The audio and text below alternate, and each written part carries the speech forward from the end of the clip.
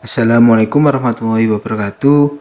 Kami dari kelompok 7 izin mempresentasikan hukum acara pidana yang beranggotakan 1. Dahril Fala Ansori dengan NIM 2102011110060.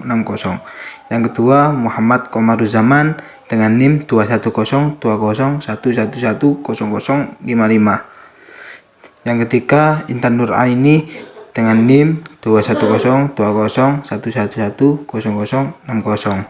Pengertian hukum acara pidana diambil dari istilah Belanda strafvordering, tuntutan pidana. Strafprocessen, acara pidana, pada istilah Inggris Criminal Procedure Law, Francis Code Instruction Criminal, Amerika Serikat Criminal Protection Laws, merupakan salah satu pembahasan terkait hukum dan perlu diketahui secara singkat. Hukum acara pidana merupakan hukum yang mengatur bagaimana cara-cara memelihara dan mempertahankan hukum pidana material. Hukum acara pidana juga disebut sebagai hukum pidana formal.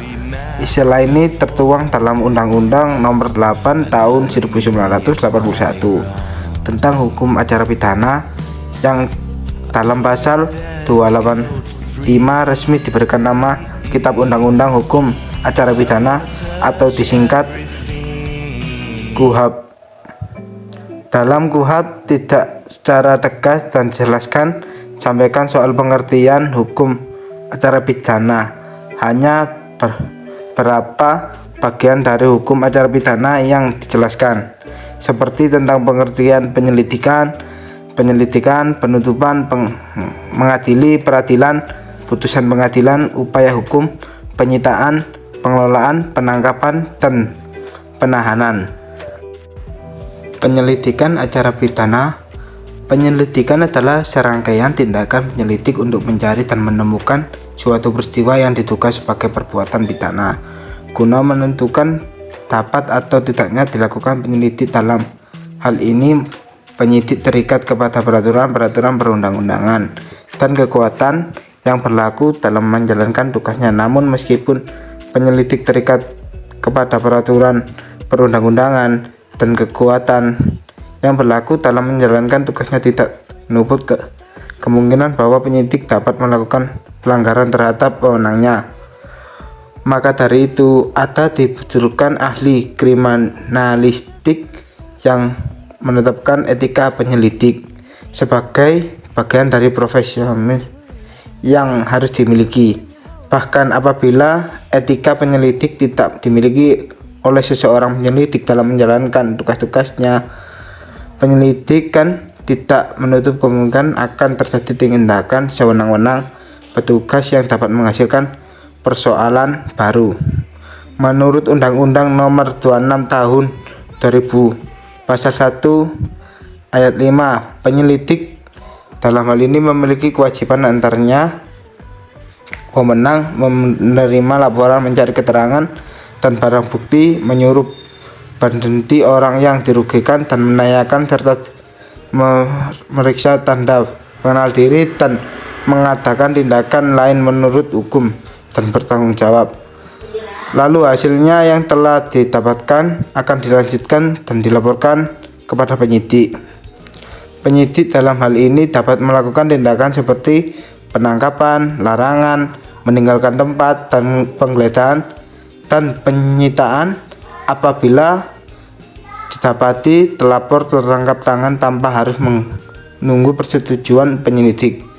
Penyelidik juga memiliki kewenangan dalam pemeriksaan suara, penyitaan suara, dan mengambil sidik jari dan memotret atau mengambil gambar orang atau sekelompok yang tertangkap tangan tersebut. Wewenang lain yakni dapat membawa dan mengadakan orang atau satu kelompok kepada penyidik. Penuntutan perkara pidana.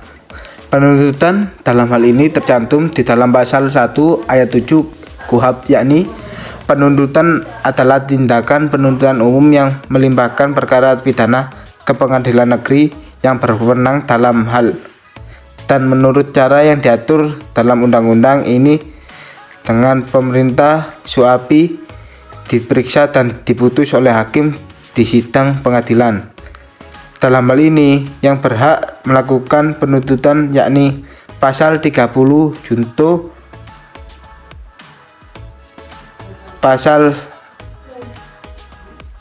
ayat 6, yakni penuntut umum adalah jaksa yang diberi wewenang oleh undang-undang ini untuk melakukan penuntutan dan melaksanakan penetapan hakim. Penuntutan merupakan suatu rangkaian tindakan setelah adanya penyelidikan dan penyidikan. Setelah penuntutan umum menerima hasil penyidikan dari penyidik, maka ia segera mempelajari dan menelitinya, serta dalam waktu 7 hari wajib memberitahukan kepada penyidik apakah hasil penyidik itu sudah dilengkapi atau belum. Apabila ada hasil penyidik ternyata belum lengkap, maka penuntut umum mengembalikannya berkas perkara kepada penyidik disertai petunjuk tentang hal yang harus dilakukan untuk melengkapi, dan dalam waktu 14 hari sejak tanggal penerimaan berkas, penyidik sudah harus menyampaikan kembali berkas perkara kepada penuntut umum. Saya akan melanjutkan mengenai peradilan perkara pidana. Tata cara persidangan perkara pidana di pengadilan negeri. Pemeriksaan perkara pidana dalam pengadilan mengandung maksud bahwa perkara yang disidangkan merupakan perkara yang melanggar hukum pidana, sehingga pelanggar pidana dapat dijatuhi hukuman pidana. Jika bukan perkara tindak pidana, maka tidak bisa dijatuhi hukuman pidana.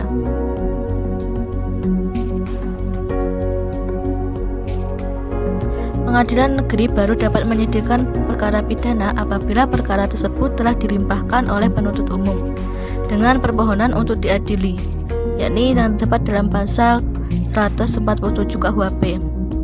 Setelah pengadilan negeri menerima surat pelimpahan perkara penuntut umum, ketua mempelajari apakah perkara tersebut termasuk wewenang pengadilan yang dipimpinnya atau bukan, terdapat dalam pasal 147 KUHP. Selanjutnya, ketua pengadilan berpendapat bahwa perkara tersebut bukan wewenang pengadilan yang dipimpinnya, tetapi termasuk wewenang pengadilan negeri lain, maka ia menyerahkan surat pelimpahan perkara tersebut kepada pengadilan negeri yang berwenang mengadilinya, serta dengan surat penetapan yang memuat alasannya yang terdapat dalam pasal 148 ayat 1. Apabila perkara yang dilimpahkan oleh penuntut umum ternyata wewenangnya maka ketua pengadilan menunjuk seorang hakim yang akan menyidangkan perkara tersebut. Setelah itu, hakim dalam menetapkan hari sidang sebagaimana di atas memerintahkan kepada penuntut umum supaya memanggil terdakwa dan saksi untuk hadir dalam persidangan. Panggilan tersebut dalam bentuk surat pemberitahuan untuk datang ke sidang pengadilan dilakukan secara sah. Selanjutnya, yakni penuntut umum menyampaikan surat panggilan kepada terdakwa yang memuat tanggal, hari, serta jam sidang dan mengenai perkara apa yang menyebabkan ia dipanggil. Surat tersebut harus sudah diterima oleh yang bersangkutan selambat-lambatnya 3 hari sebelum sidang dimulai. Kemudian persidangan dipimpin oleh seorang hakim ketua, 2 orang hakim anggota, dibantu oleh seorang panitera, seorang jaksa atau penuntut umum, dan jika ada terdakwa didampingi oleh seorang pembela atau lebih. Selanjutnya, hakim ketua memberitahukan bahwa persidangan terbuka untuk umum, kecuali dalam perkara kesusilaan atau terdakwanya anak kecil. Setelah itu, hakim ketua sidang memerintahkan terdakwa masuk di ruang sidang. Keharusan sidang terbuka untuk umum ialah untuk memberikan jaminan bahwa hakim tidak bersebelah atau berpihak. Dengan itu, maka setiap orang diberi kesempatan untuk menghadiri sidang pengadilan, dan pengadilan tersebut diletakkan di bawah pengawasan pendapat umum. Hal tersebut dilakukan untuk mencegah adanya hakim menjatuhkan hukuman yang sewenang-wenang dan melalaikan kewajibannya sebagai hakim yang tidak membedakan orang. Setelah itu, majelis hakim memeriksa identitas terdakwa, ditahan sejak kapan, dan apakah terdakwa sudah menerima surat dakwaan. Kemudian, hakim ketua sidang meminta kepada penuntut umum untuk membacakan surat dakwaan. Apabila terdakwa sudah mengerti apa yang didakwakan kepadanya, hakim ketua memberi kesempatan kepada terdakwa untuk mengajukan tangkisan atau eksepsi. Sesudah itu, hakim ketua sidang memberi kesempatan kepada penuntut umum untuk menyatakan pendapatnya. Kemudian hakim ketua sidang mempertimbangkan keberatan tersebut untuk selanjutnya mengambil keputusan, yakni dalam pasal 156 KUHP. Kemudian apabila pernyataan keberatan itu diterima, maka pemeriksaan atas perkara itu tidak dilanjutkan. Kalau keberatan itu ditolak, maka sidang diteruskan. Hakim ketua juga dapat berpendapat bahwa keberatan tersebut baru dapat diputus setelah selesai pemeriksaan, maka sidang dapat dilanjutkan. Baik terdakwa maupun penuntut umum dapat mengajukan perlawanan atas putusan pengadilan negeri mengenai hal tersebut kepada pengadilan tinggi melalui pengadilan yang bersangkutan. Perlawanan yang diajukan baik terdakwa maupun oleh penuntut umum kepada pengadilan tinggi dalam waktu 14 hari. Pengadilan tinggi dengan surat penetapannya membatalkan putusan pengadilan negeri dan memerintahkan pengadilan negeri yang berwenang untuk memeriksanya. Apabila terdapat saksi tidak hadir dalam persidangan, maka menurut pasal 154 KUHP menentukan sebagai berikut. Ayat 2. Jika dalam pemeriksaan perkara terdakwa yang ditahan tidak hadir pada hari persidangan yang telah ditetapkan, hakim ketua sidang meneliti apakah terdakwa sudah dipanggil secara sah. Ayat 3. Jika terdakwa dipanggil secara sah, hakim ketua sidang menunda persidangan dan memerintahkan supaya terdakwa dipanggil lagi untuk hadir pada sidang berikutnya. Ayat keempat, jika terdakwa ternyata telah dipanggil secara sah tetapi tidak datang di sidang tanpa alasan yang sah, maka pemeriksaan perkara tersebut tidak dapat dilangsungkan dan hakim ketua sidang memerintahkan agar terdakwa dipanggil sekali lagi. Ayat 5, jika dalam perkara ada lebih dari seorang terdakwa dan tidak semua terdakwa hadir pada hari sidang, pemeriksaan terdakwa yang hadir dapat dilakukan. Ayat 6, hakim ketua sidang memerintahkan agar terdakwa yang tidak hadir tanpa alasan yang sah dipanggil secara sah untuk kedua kalinya, dihadirkan dengan paksa pada sidang berikutnya. Kemudian yang selanjutnya yakni pelaksanaan keputusan hakim. Pelaksanaan putusan pengadilan yang telah mempunyai kekuatan hukum tetap dalam perkara pidana dilakukan oleh seorang jaksa. Dan salinan putusan akan diberikan kepada panitera. Dalam KUHP hanya terdapat 7 buah pasal saja yang mengatur tentang pelaksanaan putusan pengadilan, yakni pada pasal 270 sampai dengan pasal 276 KUHP. Pasal-pasal tersebut mengatur tentang: yang pertama, pelaksanaan putusan pengadilan oleh jaksa, pasal 270 KUHP.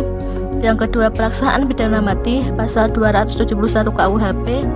Yang ketiga, pelaksanaan pidana berturut-turut jika terpidana dijatuhi pidana sejenis berturut-turut, pasal 272 KUHP.